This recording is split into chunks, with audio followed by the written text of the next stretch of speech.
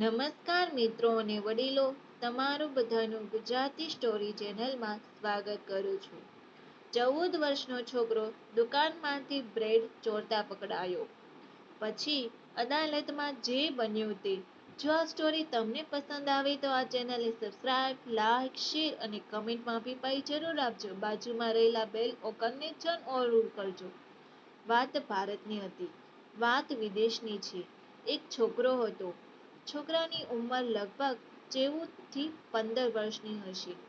વિદેશના એક સ્ટોરમાંથી કોઈ વસ્તુની ચોરી કરી રહ્યો હતો અને ચોરી કરતા તે ઝડપાઈ ગયો હતો. તરત જ દુકાનદારને ખબર પડી એટલે પોલીસને બોલાવીને છોકરાને પોલીસના હવાલે કરી દીધો. છોકરાએ તે સ્ટોરમાંથી એક બ્રેડનું પેકેટ અને એક પનીરનું પેકેટ ચોરી કર્યું હતું. મામલો અદાલતમાં પહોંચ્યો એટલે છોકરાને ત્યાં હાજર કરવામાં આવે છે.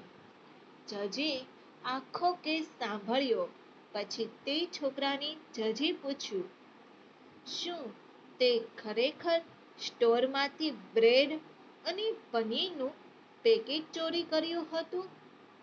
છોકરો 10 સેકન્ડ સુધી કશું બોલ્યો નહીં અને માત્ર માથું નીચું કરીને ઊભો રહ્યો. થોડા સમય પછી માથું આમ ધુણાવીને જજ સાહેબને તેણે કહ્યું કે હા. જજ પણ થોડીવાર કશું બોલ્યા નહીં.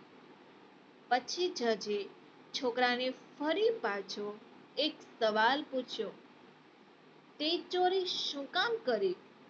છોકરાએ જજ સાહેબને જવાબ આપ્યો, સાહેબ, મારી જરૂર હતી.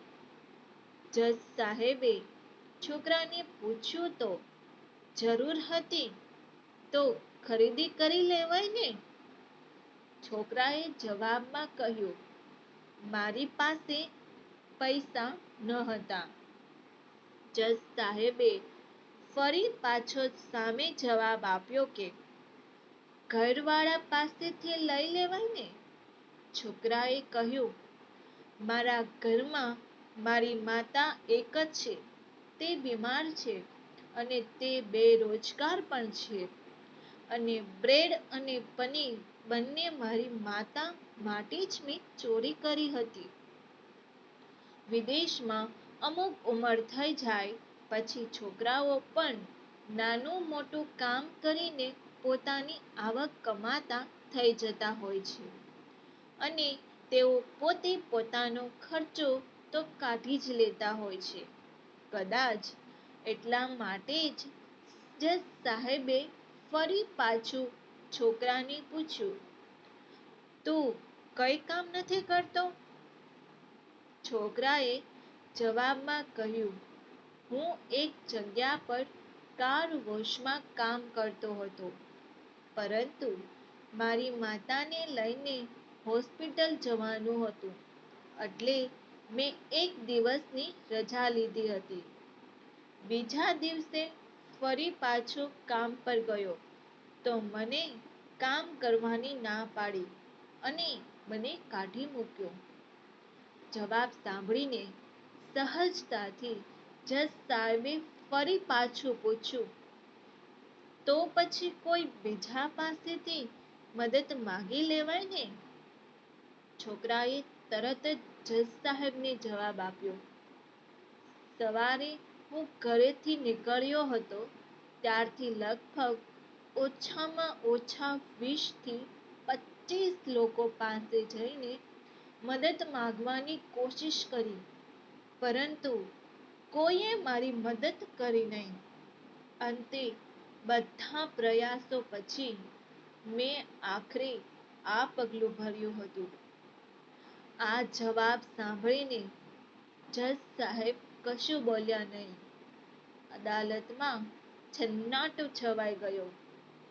થોડા સમય સુધી અદાલતમાં તો જાણે ટાંકણી પડે તો પણ અવાજ આવે એટલી બધી શાંતિ થઈ ગઈ હતી. થોડા સમય પછી જજ સાહેબે પોતાનો ફેસલો સંભળાવવાનું શરૂ કર્યું. જજ સાહેબે કહ્યું, ચોરી અને ખાસ કરીને બ્રેડની ચોરી એ ખૂબ જ શરમનાક ગુનો છે અને આ ગુનામાં અહીં હાજર દરેક વ્યક્તિ જવાબદાર છે.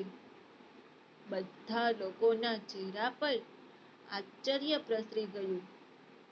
જજ સાહેબ એ પોતાની વાત આગળ વધારતા કહ્યું, અદાલતમાં હાજર મારા સહિત દરેક લોકો આ ગુનામાં ગુનેગાર છે.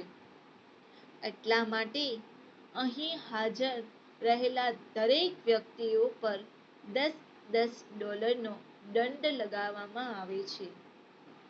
અહીં હાજર દરેક વ્યક્તિ $10 આપ્યા પહેલા અહીંથી ક્યાંય પણ બહાર નીકળી નહીં શકે. જજ સાહેબે પોતાની વાતને આગળ વધારતા કહ્યું, તદુપરાંત હું આ સ્ટોર ઉપર પણ $1000 નો દંડ ફટકારવાનો આદેશ આપું છું. કારણ કે એક ભૂખ્યા બાળક પાસેથી અમાનવીય વ્યવહાર કરીને તેણે તેને પોલીસના હવાલે કર્યો અને જો 24 કલાકમાં આ દંડ જમા નહીં કરાવે તો આ સ્ટોરને કોર્ટ દ્વારા સીલ કરવાનો હુકમ બહાર પડશે અને દંડની પૂરેપૂરી રકમ આ છોકરાને આપીને કોર્ટ આ છોકરા પાસેથી માફી માંગે છે.